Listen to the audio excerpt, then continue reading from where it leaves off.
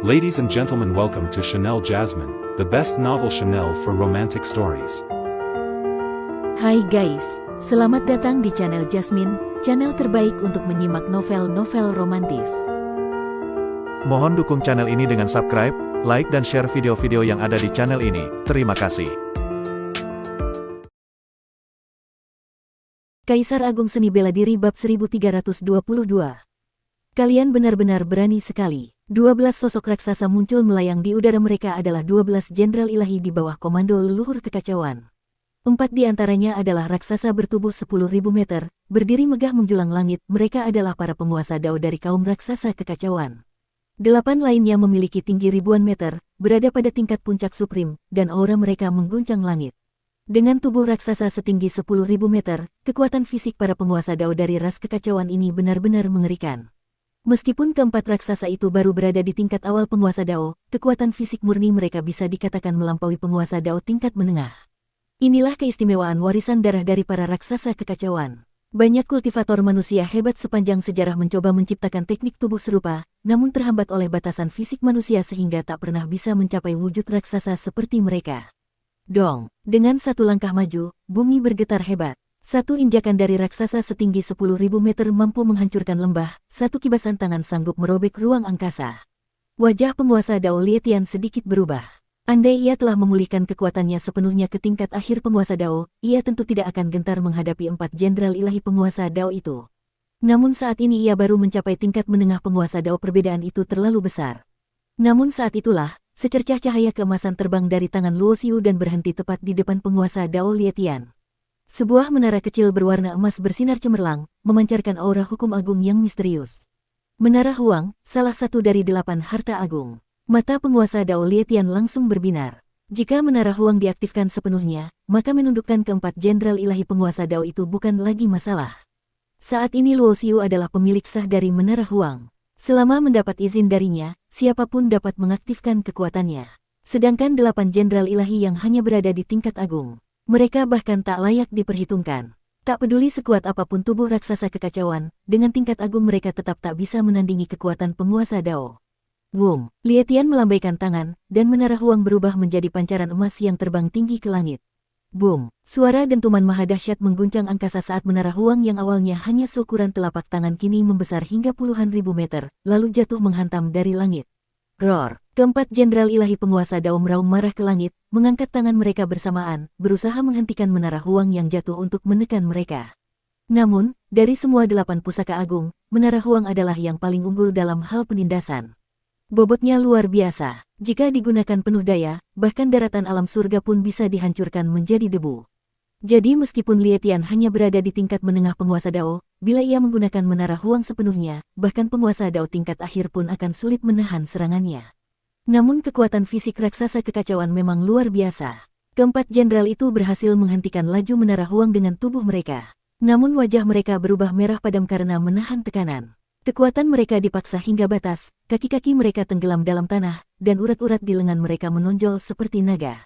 Bunuh mereka. 8 jenderal ilahi tingkat agung lainnya mengaum marah, lalu bersama-sama menyerbu ke arah Kardislar.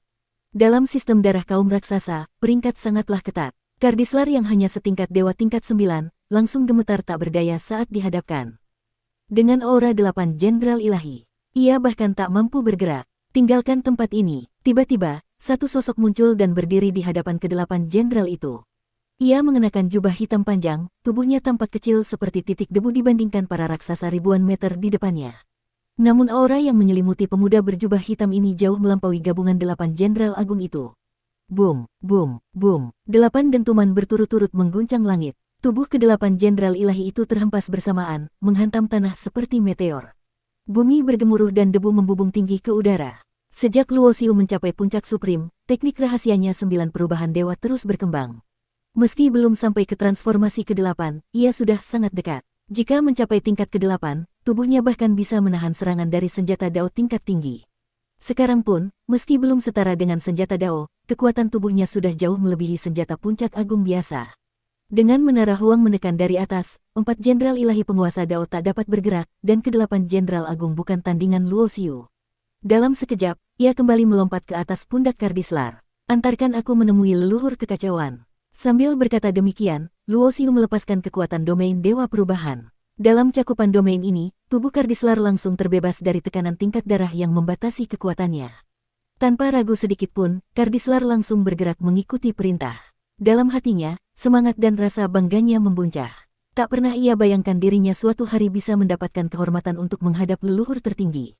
Di kedalaman wilayah kekacauan ini, lembah Moluo yang lama telah berubah sepenuhnya. Sekarang tempat itu diselimuti oleh kekacauan abu-abu yang sangat padat, nyaris menjadi zat padat.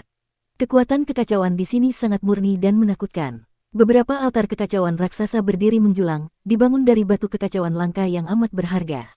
Gruom, saat Luo Xiu dan Kardislar mendekati lembah ini, suara gemuruh menggelegar terdengar dari dalam lembah, seperti suara guntur surgawi. Gumpalan kekacauan menyembur ke langit. Di atas lembah, kekacauan itu membentuk sebuah wajah raksasa.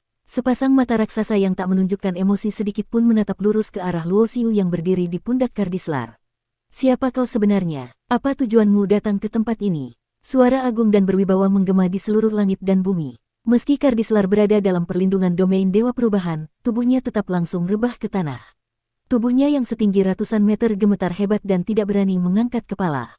Bukan karena Kardislar pengecut, melainkan karena rasa hormat dan tekanan yang mengakar dari dalam darahnya, rasa tunduk mutlak terhadap leluhur kekacauan. Menghadapi eksistensi tertinggi itu, Luo Xiu pun tidak menyia-nyiakan tenaga untuk menjaga Kardislar, dan leluhur kekacauan sendiri jelas tak menaruh perhatian pada Kardislar sama sekali. Sejak awal, sepasang mata raksasa itu hanya tertuju padanya. Luo Xiu melangkah santai di udara, seperti sedang berjalan di taman, melayang di atas lembah kekacauan, tepat di hadapan wajah raksasa yang terbentuk dari kekacauan murni. Di hadapan wajah itu, tubuhnya yang mungil tampak seperti seekor semut. Namun leluhur kekacauan tak memandangnya sebelah mata. Sebagai makhluk kuat yang terlahir langsung dari kekacauan, naluri spiritualnya sangat tajam. Dan dari tubuh manusia di hadapannya ini, ia bisa merasakan bahaya yang amat nyata. Aku datang ke sini untuk meminjam sesuatu dari leluhur, kata Luo Xiu dengan tenang dan santai. Apa yang ingin kau pinjam? Leluhur kekacauan mengernyitkan alis. Mutiara kekacauan. Tidak mungkin. Leluhur kekacauan mengaum marah, aura mengerikan dan tanpa batas menyebar dari lembah kekacauan. Mutiara kekacauan adalah harta langka yang lahir dari inti kekacauan purba. Meski bukan harta asal sejati, namun dalam beberapa aspek bahkan melebihi nilai dari harta asal. Mutiara itu adalah harta kelahiran leluhur kekacauan. Dulu, saat ia gugur namun tidak benar-benar mati, mutiara inilah yang memainkan peran penting dalam mempertahankan kehidupannya. Sebagai pusaka yang menyangkut hidup dan mati, bagaimana mungkin ia meminjamkannya pada orang asing? Kemarahannya pun meledak karena alasan itu. Leluhur, jangan marah dulu, kata Luo Xiu sambil tersenyum ringan. Kalau mutiara kekacauan tidak bisa, bagaimana kalau mutiara dao kekacauan? Itu hanya hasil kondensasi dari energi kekacauan yang dipancarkan oleh mutiara kekacauan, bukan intinya. Untuk apa aku memberikannya padamu? Nada suara leluhur kekacauan masih keras, namun jauh lebih lunak daripada sebelumnya. Mutiara dao kekacauan dan cairan kekacauan memang sama-sama berasal dari kekacauan, tetapi keduanya berada di level yang sangat berbeda. Cairan kekacauan mengandung hukum dao yang terlalu tinggi untuk bisa dipahami oleh Luo Xiu, sementara mutiara dao kekacauan mengandung hukum kekacauan setingkat penguasa dao hingga maksimal penguasa dao sejati, tingkat yang sangat sesuai untuk Luo Xiu dalam memperdalam pemahamannya terhadap dao kekacauan dan meningkatkan kendalinya atas 5 elemen. Karena aku cukup kuat untuk itu, jawab Luo Xiu sambil tersenyum. Jika kau bisa menerima satu tebasanku, aku akan pergi tanpa meminta apa-apa lagi. Begitu Som, belum sempat kalimat penuh amarah itu keluar seluruhnya, Luo Xiu sudah mengangkat tangannya dan menggenggam pedang darah penebas dewa. Satu ayunan, wuung, dalam sekejap, langit dan bumi bergetar hebat. Udara terkoyak oleh bilah cahaya merah darah yang seperti menebas seluruh langit. Gelombang kekacauan bergejolak laksana lautan liar yang tak terkendali. Dari balik lapisan kekacauan yang tercabik, terlihat satu sosok duduk tenang di dasar lembah, tampak seperti manusia biasa, namun dialah leluhur kekacauan yang legendaris. Itu adalah. Mata leluhur kekacauan membelalak. Ia sangat mengenal kekuatan membunuh yang mengerikan itu. Dahulu kala, di zaman kuno, ia pernah mengunjungi tempat itu dan kembali dengan tangan hampa, dan sekarang, aura yang sama muncul dari bilah pedang milik manusia di depannya. Boom! Suara ledakan raksasa mengguncang langit. Gelombang suara menyapu segala penjuru, pusatnya berasal dari lembah kekacauan.